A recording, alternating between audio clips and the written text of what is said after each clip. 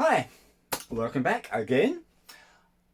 I promised yesterday in the video about the 7 Artisans 50mm 1.05 lens that I had a 58mm Nikon lens coming, and that once that arrived I would do not a review, but I would give you my thoughts about the Nikon lens.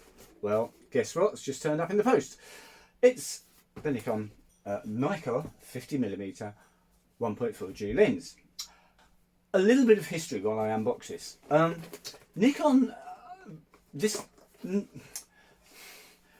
Nikon released this in 2013, I believe, and it was Nikon's professional answer to a 50mm lens. Now it's 58mm, which is a strange focal length, but it harks back to the time when Nikon had the 58mm, I think it was a 58mm 1.2 manual focus lens. And we're going back to the 60s.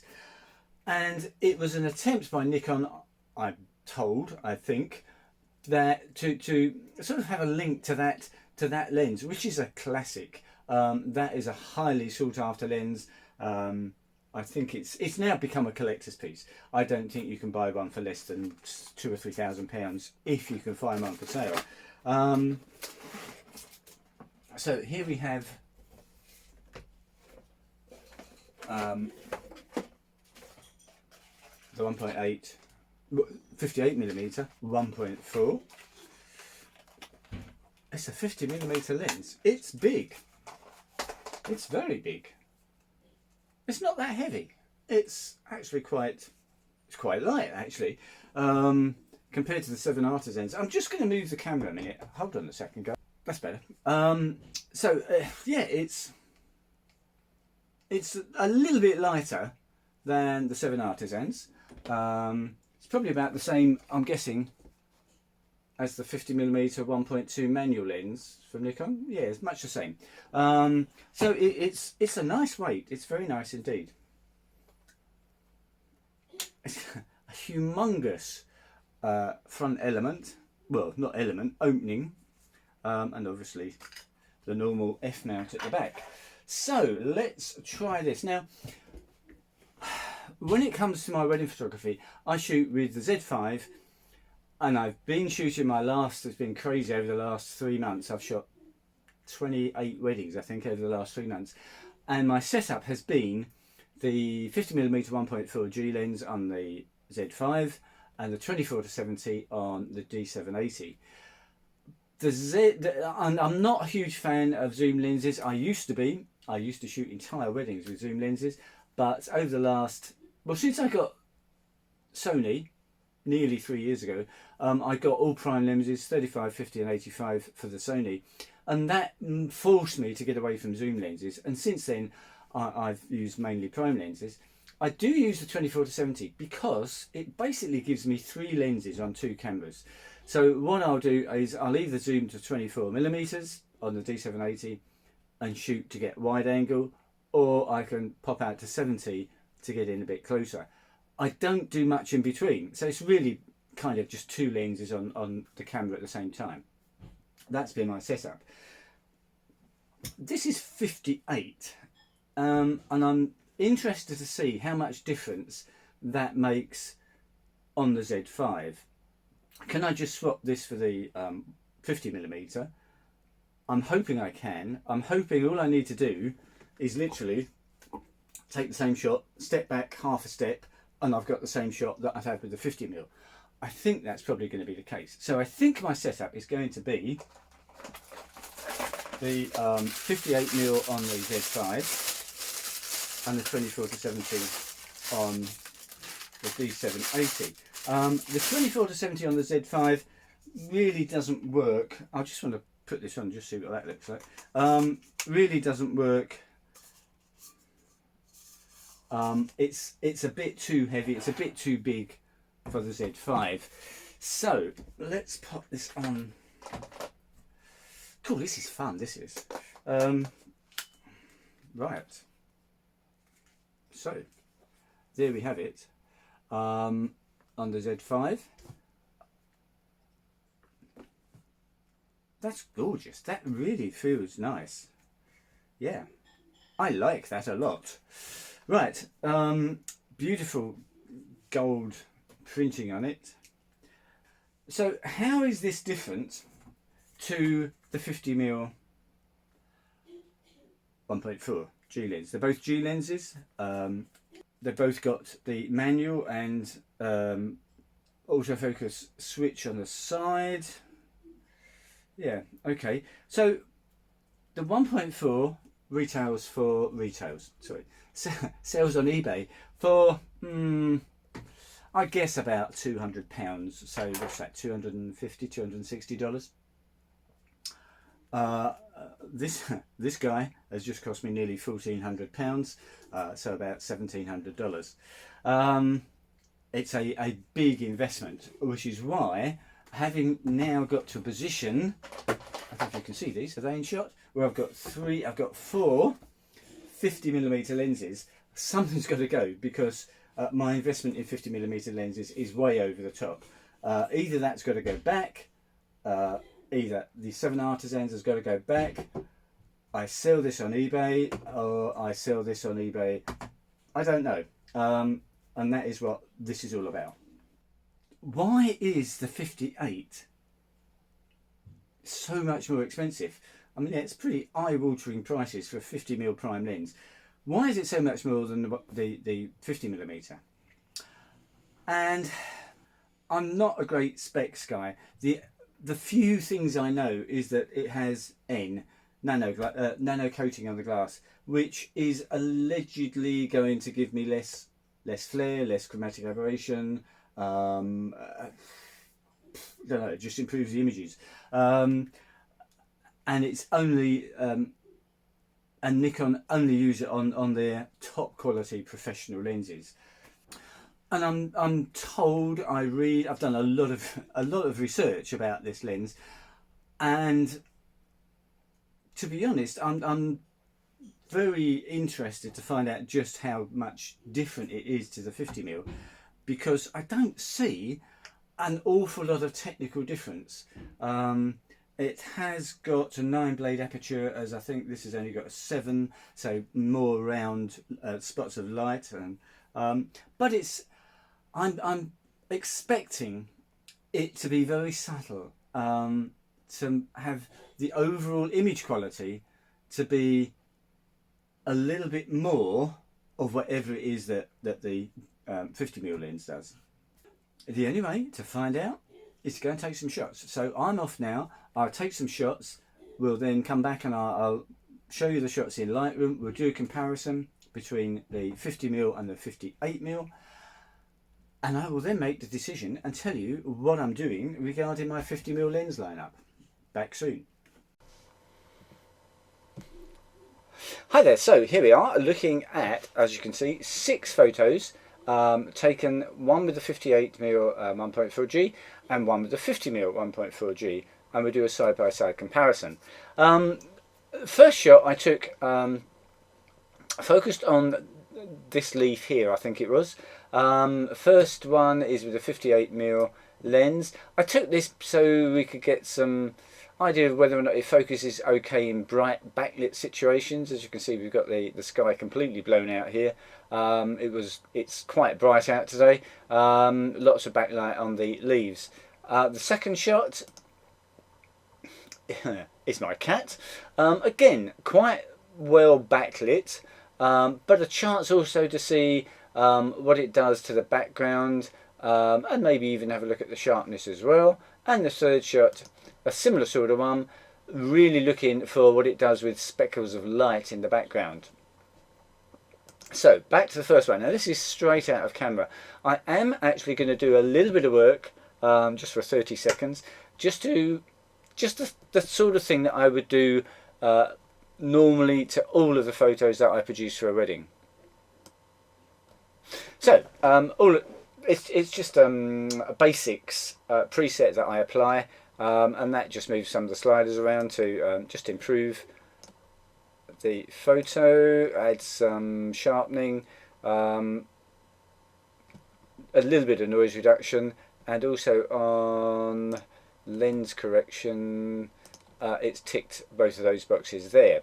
Right, and that's all I'm going to do. Let's have a look. I'm just interested in what it's done on these leaves here. If we zoom in to 100%, then you can see we've got lovely detail here. Cobwebs and spiders' webs and goodness knows what. We have got some chromatic aberration on these really bright reflections.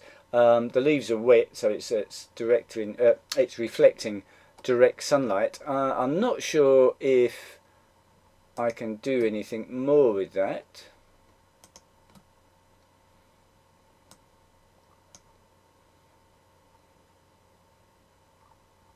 So just move the slider to the right and using the manual chromatic aberration, and that's completely gone. That's on the 58mm lens. Do we get the same on the 50mm lens? And then we'll look back at the whole picture. And as you can see, we've got a very similar sort of situation here. It's just as sharp, I have to say. There's if anything, I have to confess, the 50mm lens is probably a tiny bit sharper. Can we get rid of the chromatic aberration? Yeah, no problem at all. Okay, so let's just look back at the lens, at the image side by side. Okay, so we've got both photos here. Now, is there any difference between the 58 and the 50 concerning what we actually get in the shot? We can see we've got a little bit more. We've got another roof tile here, a little bit more over to the left, obviously. As far as the actual image quality goes, we've just probably got the corrugations on this building behind here maybe just a little bit more pronounced than on the 50mm shot. Really, there's not an awful lot of difference in those two shots. I think, if anything, I don't know if this comes out on the video, but certainly looking on my screen here, the leaves here look more contrasty. The blacks look a bit blacker. There's a bit, as I say, a little bit more contrast. The bright backlit leaves here are a little bit brighter than on the 50mm lens. The really dark leaves here are more dark on the 58mm lens. So of the two, as far as image quality, in quotes, goes, not thinking about sharpness or the other things, but just overall look, I would certainly go with the 58mm lens there. Right, back to the next shot, 58mm. My cat. Okay, not sure what to say about that. There's the 50mm shot. Now, for some reason, this was exactly the same shot. I was in exactly the same position. I just literally swapped the lens over. The focus point was still in the same place, took the shot, and for some reason on the 50mm lens, it's come out very, very dark. Certainly too dark to do a direct comparison, so we'll just lift the exposure to try and get it same as the 58mm lens. Let's have a look. We're still not there. Okay, well, I don't know about you, but instantly the 58mm lens image is way, way better. We've got I don't know, what is it? I don't know if it's the micro contrast, if it's not sharpness, because I know if we zoom in to both of these, the 50mm lens is probably going to be sharper, and you have to say it's considerably sharper. However, when you look at these as a normal photo, as a client would see them, rather than zoomed in on Lightroom, for me certainly this one stands out a mile as being a better photo. As I say, no editing, no playing around with that at all. And finally, a shot of the flowers, so that we can see the bright specular background there. So this is the 58. Again, that's underexposed. And the 50mm, very similar sort of exposure to both of those. So let's correct that. Let's get the exposure something like right. So 1.7 more exposure. Right, they should be similar.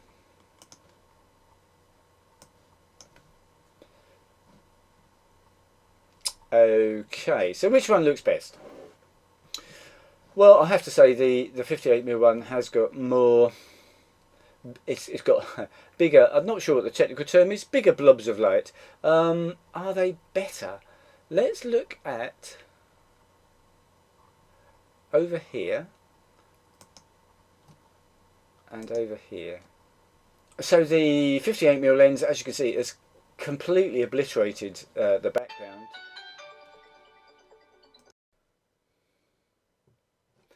So I guess this is where the subjectiveness comes into photography.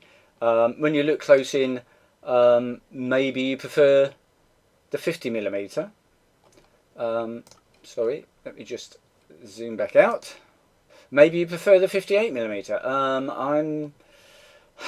I'm leaning. I mean, it is just slightly leaning towards this one, the 58mm.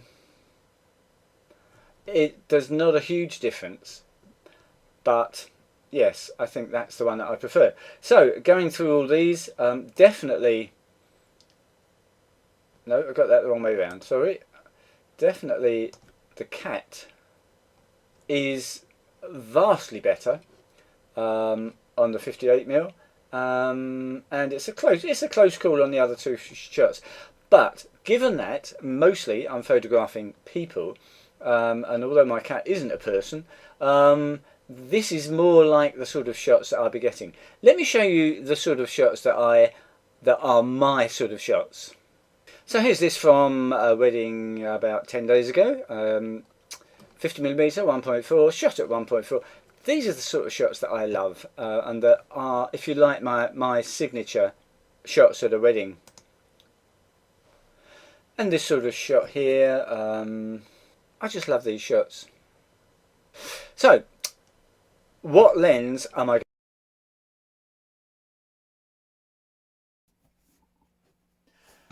So, my final verdict.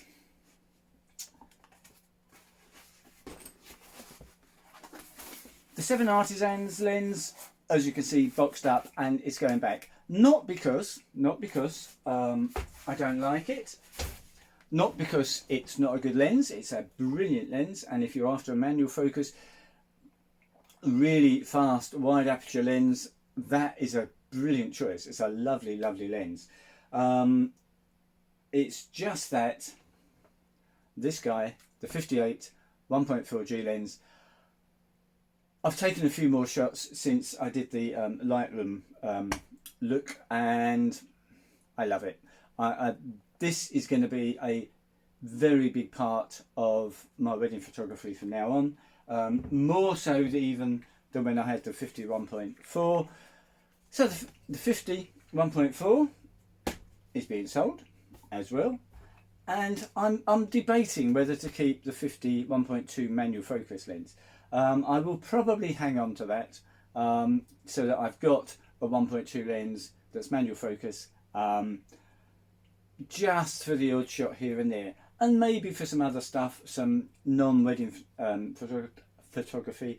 I do sort of go off and do a bit of street photography, and it may be that I want to use that for that. So it's nice just to have that lens. So I shall probably hang on to that. But those two lenses going, the 58 is staying. We're done. I hope that was of some use. If you've got any questions, please obviously get back to me. If you'd like to see some more videos, please subscribe, hit the notification bell, and I'll be back in a week or so with something else. Thanks for watching.